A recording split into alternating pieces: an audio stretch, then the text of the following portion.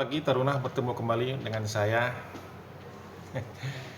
untuk materi komunikasi isyarat ya. Yang kali ini kita akan bahas tentang isyarat cahaya dan isyarat bunyi. Untuk isyarat cahaya dan isyarat bunyi, simbol Morse untuk abjad ataupun huruf, angka dan lain-lain dinyatakan dengan titik ataupun dot ya kan, dan garis ataupun dash yang dinyatakan dalam bentuk tunggal ataupun kelompok ya. Nah, tenggang waktu di antara titik-titik, garis-garis, dan komunikasi titik garis satu sama lainnya diatur sebagai berikut. Nah, sebuah A yang pertama adalah sebuah titik ditetapkan sebagai 1 unit. Kemudian sebuah garis setara dengan 3 unit, ya kan? Jadi det. Nah, satu titik itu det, ya kan? Itu 1 unit. Kemudian garis setara dengan 3 unit. Det. Ya, nah seperti itu ya. Kemudian tenggang waktu antara satu ataupun satu tanda dengan tanda lain sama dengan 1 unit. Jadi antara dua simbol yang lengkap sama dengan 3 unit. Antara dua kata ataupun kelompok sama dengan 7 unit ya jaraknya. Jadi antara misalnya nama saya Alfa November Golap, itu jaraknya ada 7 titik. Det 7.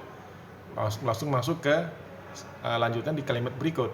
Misalnya Sierra Uniform Hotel Alfa Romeo Tango Oscar November Oscar.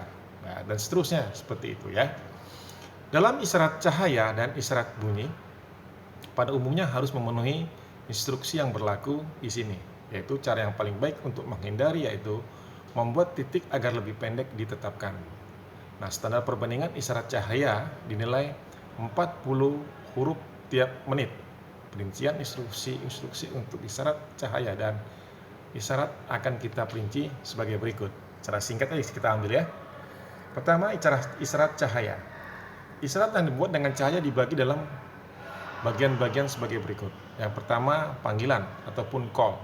Terdiri dari panggilan umum ataupun isyarat identitas dari stasiun yang dijawab dengan isyarat jawab. Ya. Biasanya dengan huruf alfa ya, deda itu panggilan isyarat lampu ataupun isyarat cahaya ya kan. Kemudian perkenalan, identity, stasiun pengirim membuat isyarat delta echo, artinya this is ya. Delta echo diikuti oleh isyarat identitas ataupun namanya. Ini akan diulang kembali oleh stasiun penerima yang kemudian mengisyaratkan identitas atau namanya. Stasiun pengirim juga mengulangi kembali isyarat identitas atau nama daripada stasiun penerima. Dan isi berita ataupun teks dari bahasa lazim ataupun kelompok kode, apabila kelompok kode digunakan maka harus didahului oleh isyarat Yankee Uniform. Memang dalam materi ini agak sulit ya. Kalau tanpa kita bertemu langsung, saya akan menjelaskan bertemu langsung ya. Enggak malam sulit, tapi mudah-mudahan ini bisa dipahami ya dalam teori pembelajaran kali ini ya secara daring. Jadi kata-kata dari bahasa lazim mungkin juga ada di dalam isi berita. Apabila isyarat yang mencakup nama-nama, tempat dan sebagainya, penerima dari tiap-tiap kata ataupun kelompok ditujukan dengan isyarat T. Nanti sesudah kita memanggil deda, kita akan jawab dengan isyarat T. Panjang. Nah, kemudian penutup ataupun ending terdiri daripada isyarat penutup Alfa Romeo yang dijawab dengan Romeo. Deda. Nah, kalau huruf Morse-nya Alfa itu deda, huruf Romeo-nya Morse-nya itu dedadet. Jadi kalau disambung dedadet, dijawab dengan dedadet ya.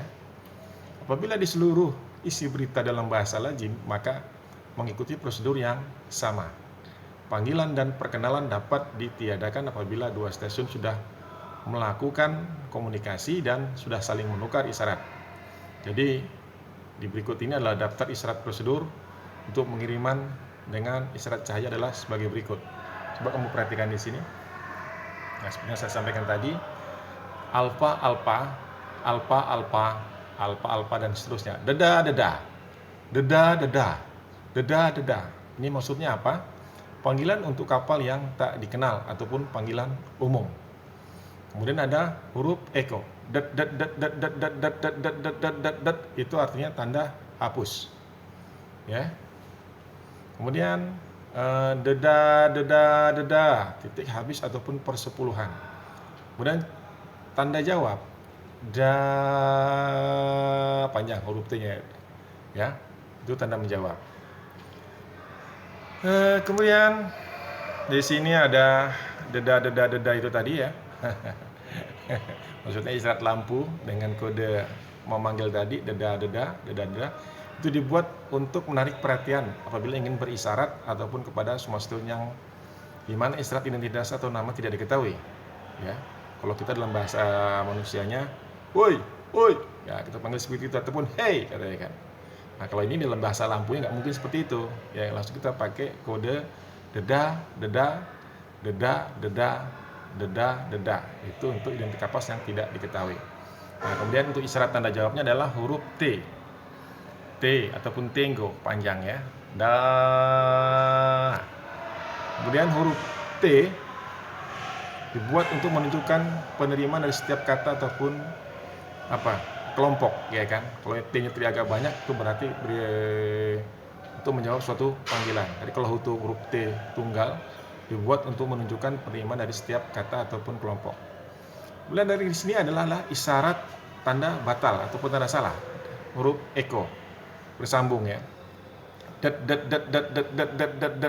Dan seterusnya digunakan untuk menunjukkan bahwa kelompok ataupun kata terakhir yang sudah disyaratkan tidak benar. Ini dijawab dengan isyarat tanda hapus. Nah, apabila stasiun pengirim akan mengulangi persyaratan kata ataupun kelompok dengan huruf betul dan melanjutkan pengiriman. Berikutnya ada namanya istilah isyarat tanda ulang ataupun Romeo Papa Tango. Ya kan, jika kita stasiun pengirim akan mengulangi, maka kode Romeo Papa Tango tadi dikirim dengan isyarat lampu. Deda, da. Kalau isyarat Morse-nya seperti itu, ya. Romeo Papa Tango.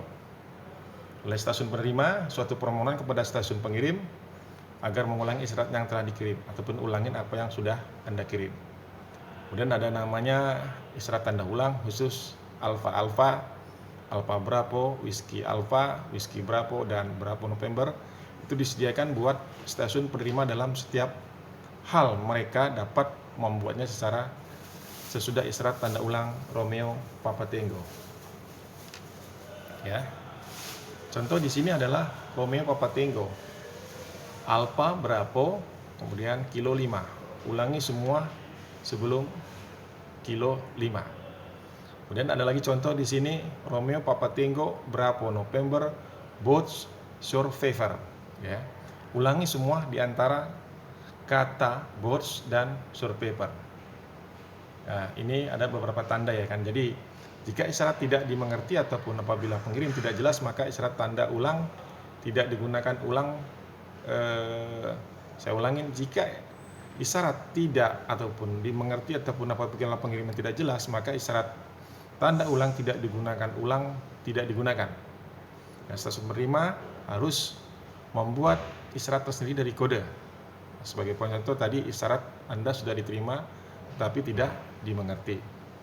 Kemudian penerima ini pengulangan yang benar ditujukan dengan isyarat kode Oscar Kilo ataupun OK. Kemudian ada tanda-tanda lagi, nanti ada isyarat penutup adalah Alfa Romeo, deda. Seperti yang sudah kita lihat tadi, ya, di atas, ya. Dan itu saja dulu secara singkat pertemuan kita kali ini tentang metode perisyaratan, ya. Di atas yang saya sudah sampaikan secara ringkas, ya. Mudah-mudahan ini bisa dipahami, ya. Tadi isyarat cahaya, ya. Semoga ini bermanfaat, ya. Bermanfaat bagi kamu. Dan juga saya kembali, ya. Yang pertama tadi yang sudah kita bahas adalah tentang isyarat cahaya, dan nanti berikutnya kita akan membahas tentang isyarat bunyi, ya. Oke, demikian yang bisa saya sampaikan secara singkat. Mudah-mudahan ini bermanfaat untuk kamu dan saya semua, dan saya juga, ya kan. Sampai ketemu lagi pada pertemuan yang akan datang. Selamat pagi Taruna, salam sehat selalu. Bye-bye.